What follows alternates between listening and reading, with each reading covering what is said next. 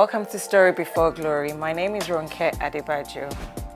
Over the years, I have come across various people with glorious achievements that are celebrated. My experience of growing up in a polygamous home and delay in childbearing has shown me we all have a story to tell.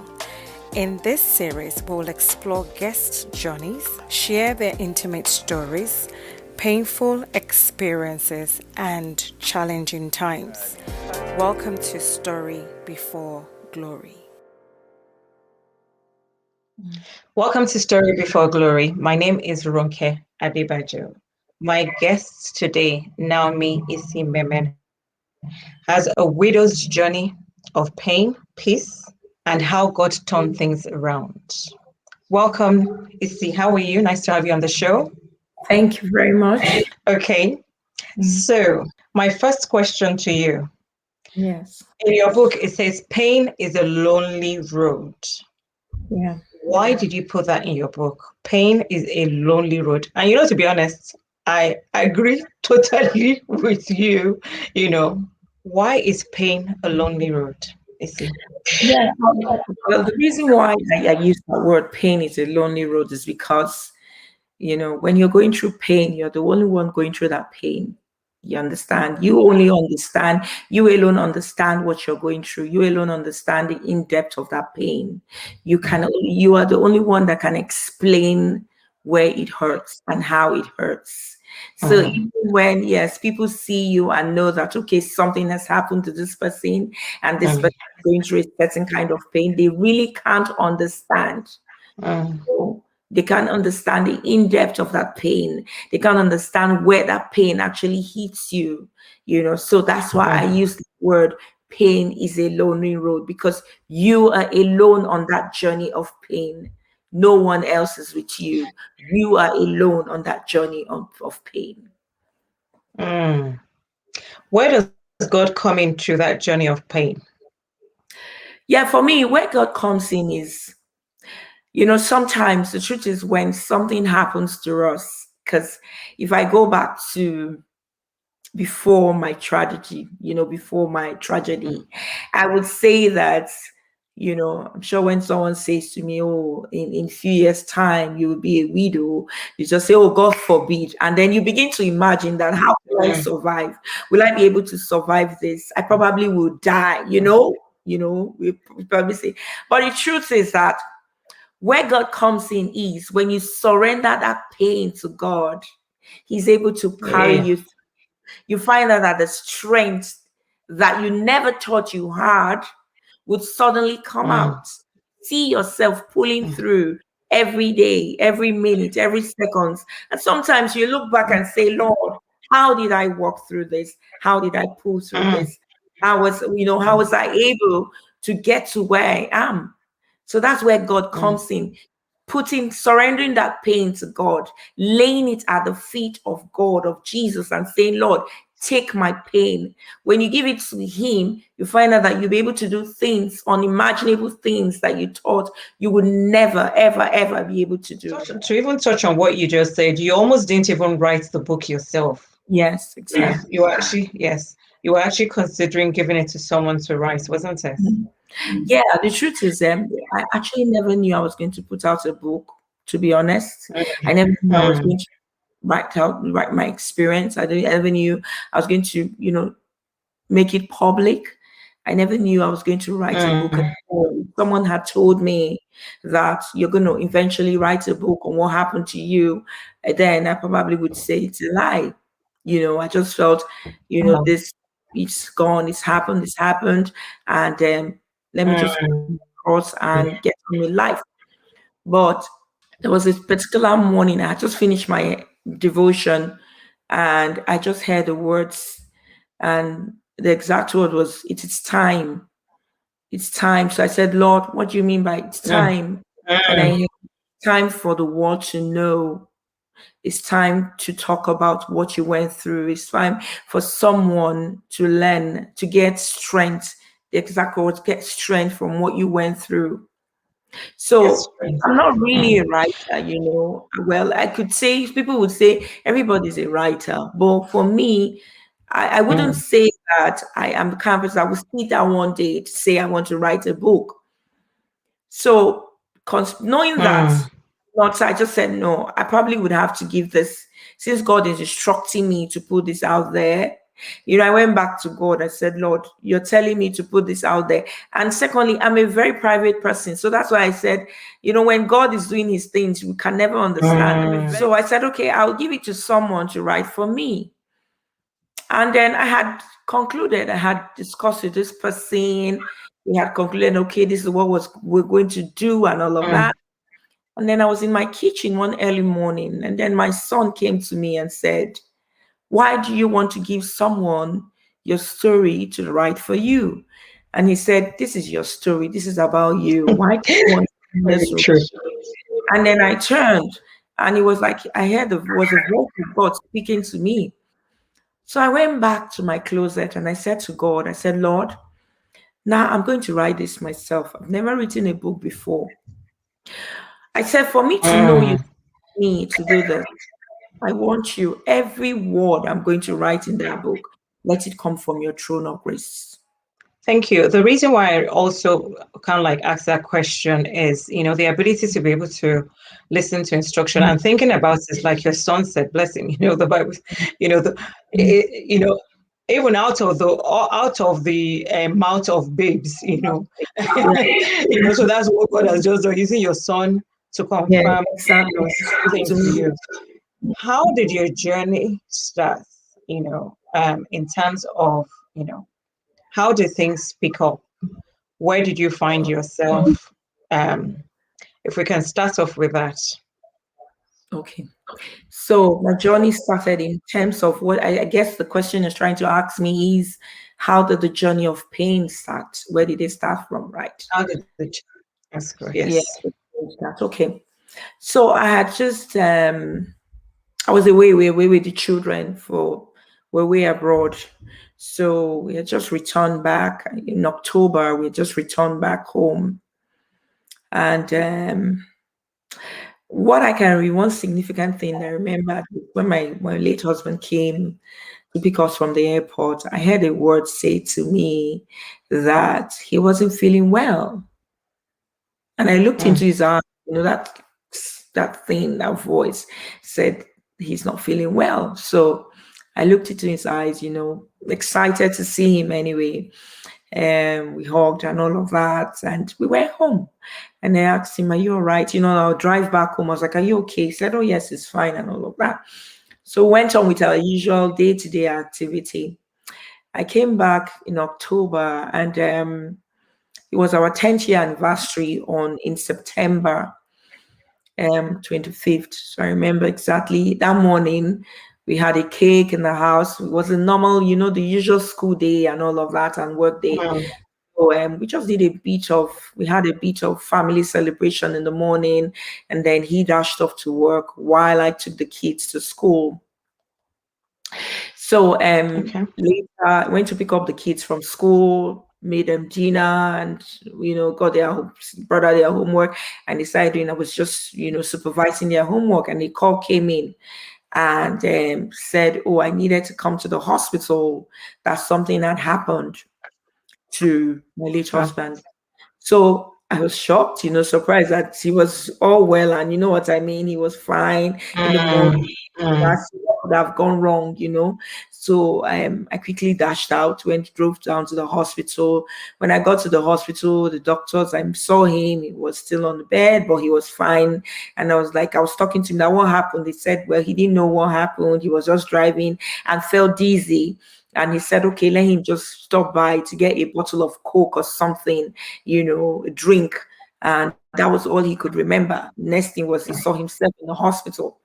So as he was narrating the story to me, the doctor consultant came in and said, "Oh, that they had done a test and they saw that he had bleeding ulcer. So they prescribed some drugs for him and all of the antibiotics and everything, and he was discharged from the hospital. He came home and continued his day-to-day work. He was on his medication, but okay. what I noticed was there was an evening he was coming back. I was at the balcony in my house, I was just looking out, and he was driving. He drove into the compound, And as he got down Mm, from the, I noticed he was in so much pain. He was kind of, struggling between getting his briefcase from the car. And I just noticed there was just something strange that was not right. Like someone's, in so much pain, but trying to, be strong. So when he came upstairs, I said to him, I said, Kim, I said, "Ah, are you still having, the pain?" He now said, yes. I said, then we probably have to go back to the hospital, let them do a proper check. mm, So then he had like his eating habit had, he would eat just little and then he would tell me he's full. So we decided to go the next day to the hospital to run a test just to find out what was wrong and if everything was okay.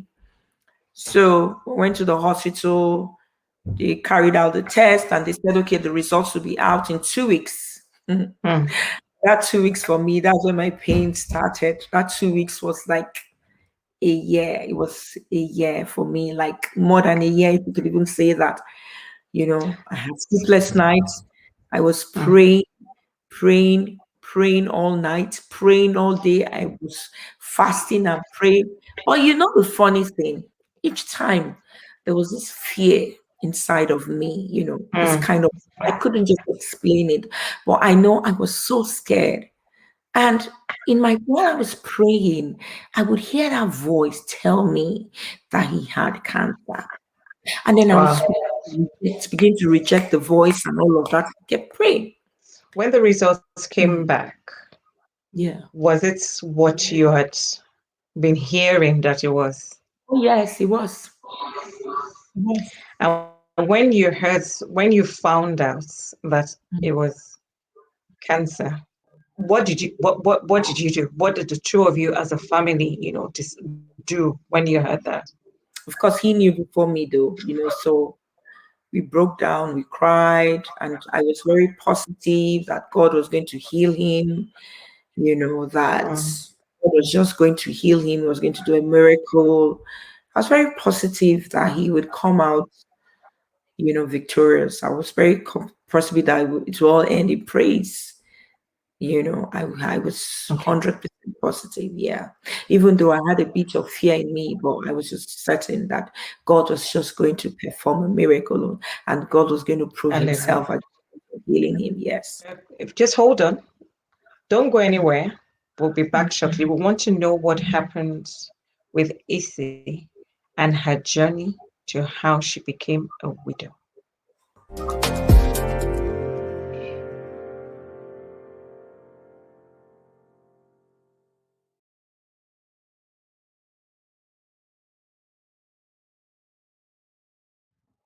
Welcome back.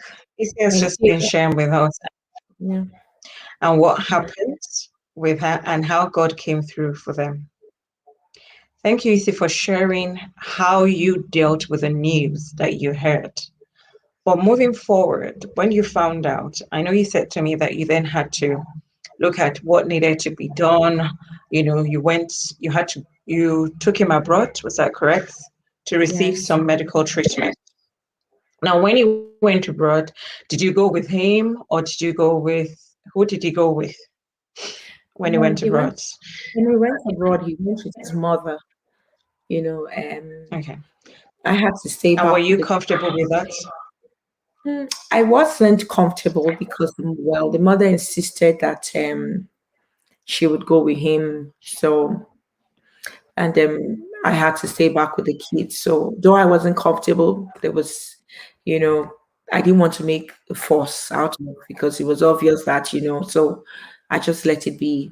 Okay. And have you always had issues with your in-laws or things have always been okay in terms of your relationship with them? So there's always been an issue in the sense that, she always wants to, exact that power and Mm, dominion over, over she understands, just wants to come in and control the home.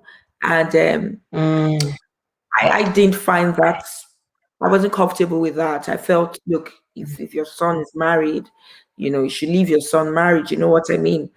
So and mm. that didn't go well. So we always used to like have friction. Lashes. Sometimes even caught in between him, trying to, please Mm. please his wife, So the relationship hasn't really been, you know, very pleasant, to be honest. Very pleasant. Okay. And Yes. what were things like when it got to the UK?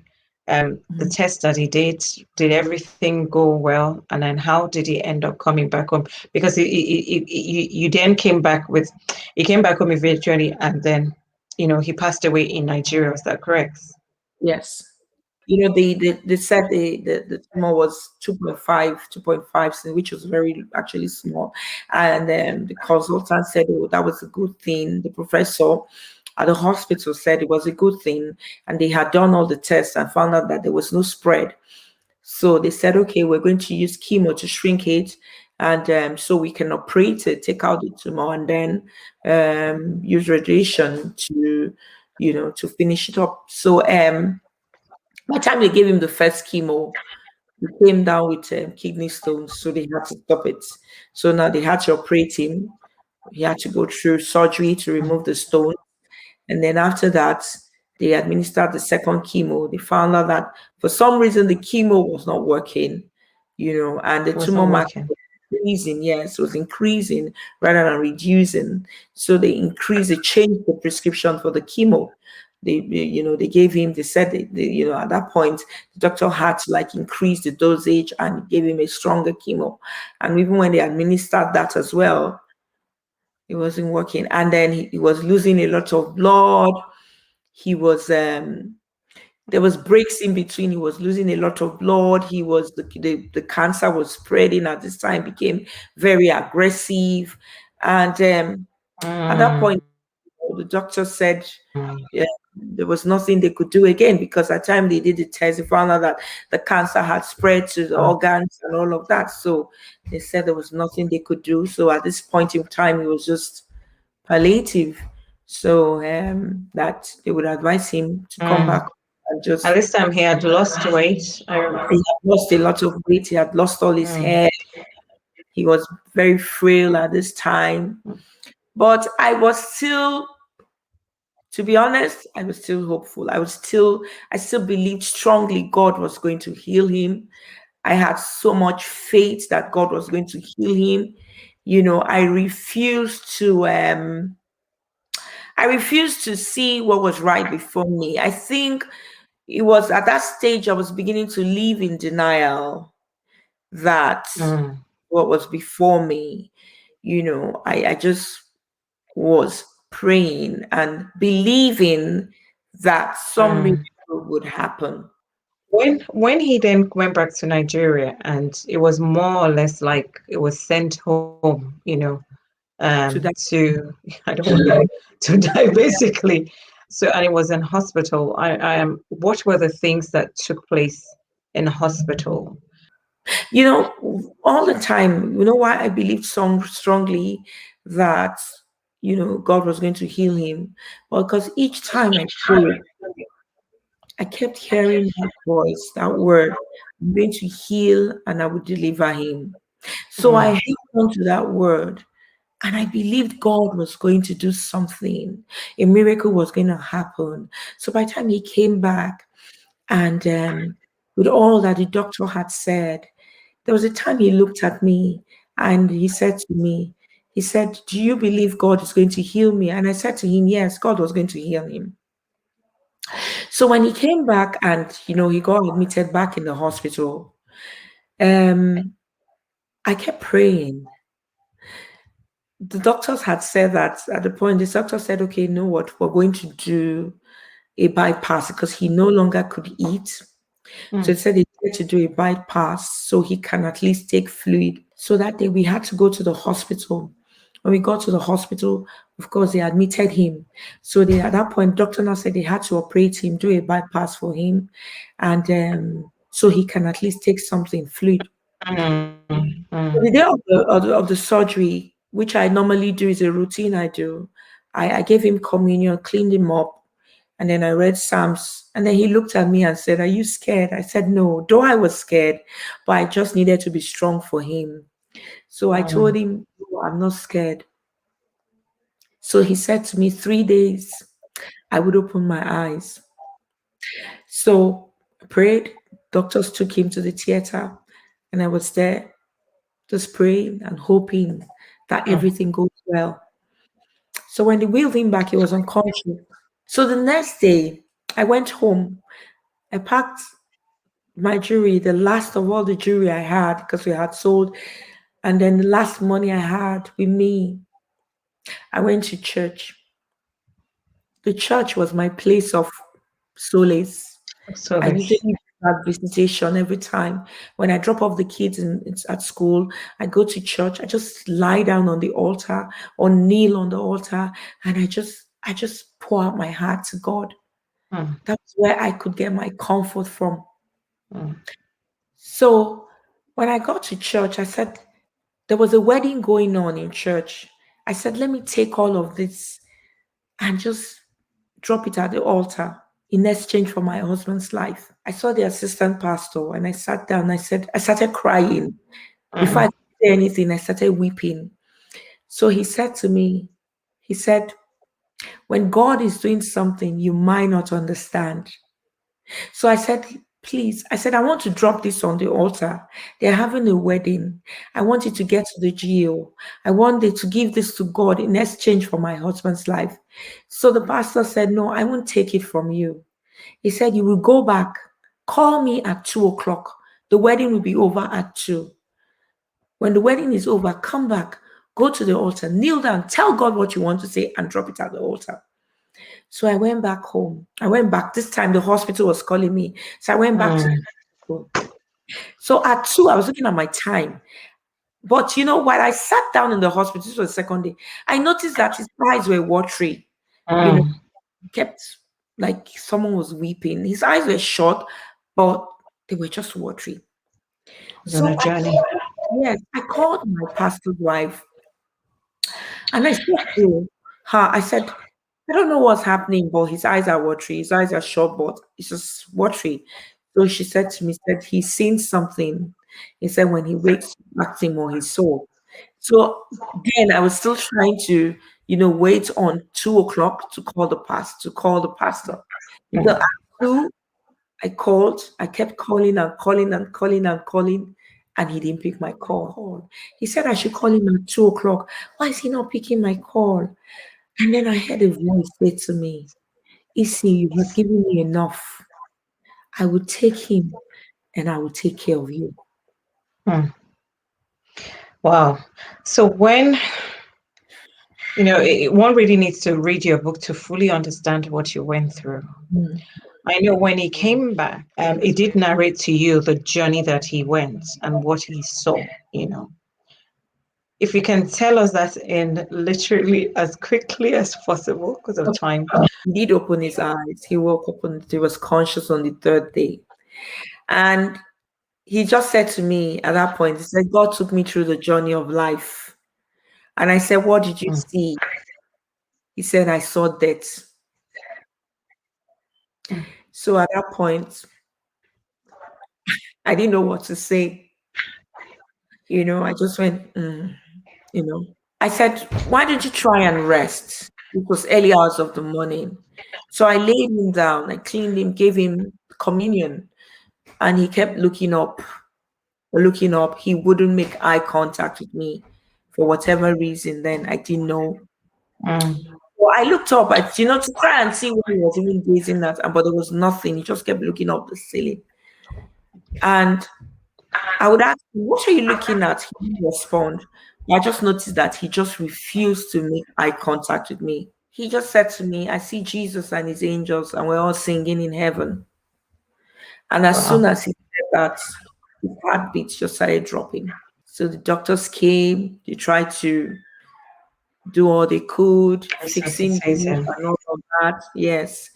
And there I was just numb. So that went on for a while until 12:15. And I Mm. just noticed the doctors left, they moved away, everyone just went silent. And then from where I was sitting, I got up. I just suddenly became very cold. Mm. I went towards his bed. I touched his feet and they were cold. I started rubbing his feet. I was like, oh, let me see if my Yes, body I'm feeling can that. warm. Mm. And then at that point, I turned my back and I noticed this doctor crying. So it was then the nurse came to me and said, "Please, I have seen you pray. I have seen you cry. I've seen you talk to God, but he's gone now. Let him. Mm. He's gone to rest." When you were told that, how does that relate to the message that God gave you? At that point, I was angry. I was angry with God. What really have I done wrong? I began to question him. Mm, What did I really do wrong? Why didn't you answer me? Why did you tell me you were going to heal him? You were going to deliver him? And this was what came out of it. Why? I began to question God. mm, It was at that time, God began to speak to me. And he said, when I said I was going to heal him, I meant I was going to heal him of his sin. I was going to clean him up. I was going to deliver him from condemnation. my eyes. What would you say to anyone that's going through or has been through, maybe recently just been through what you've been through? What I'm going to say is this: hold on to God, hold on Mm, to God. All your pains, all your sorrow, lay it at the feet of Jesus and trust God through the process. Trust mm, God through the process. There's one thing that helped me through my journey and is still helping me till today is that I've held on to God all through. I have believed in God. I've held on to God. And when you hold on to God and you believe in God, He's going to open doors, unimaginable doors for you. And also, do mm, not sit down, work, find something to do. Because it says, what is in your hands? What is in your hands? mm, God, you have something that He's going to bless. Don't leave mm. going about with this sense of victim and victim, what they call it now, that thing of people being sympathetic and all Being a of that. victim, yeah. Feeling sorry Yeah. for yourself. No, because the truth is, whatever it is that has happened to you is not new to man. And Mm, another thing is, there's no temptation that comes that God does not know you can go through it, you can handle. mm, So it's just for you to mm. trust God, hold on to God, stand on your feet, cry if you need to cry. But when it gets to time, stand on your Oh feet God. and work.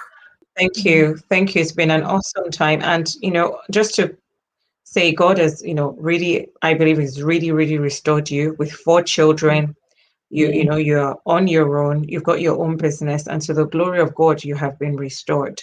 And we just want to encourage everyone that, yes, there might be a story, but God always takes the glory at the end of the day because He At the end of restored. the day. It's been absolutely lovely having you. Thank you so much for being on the show. Thank you so much for Thank having you. me.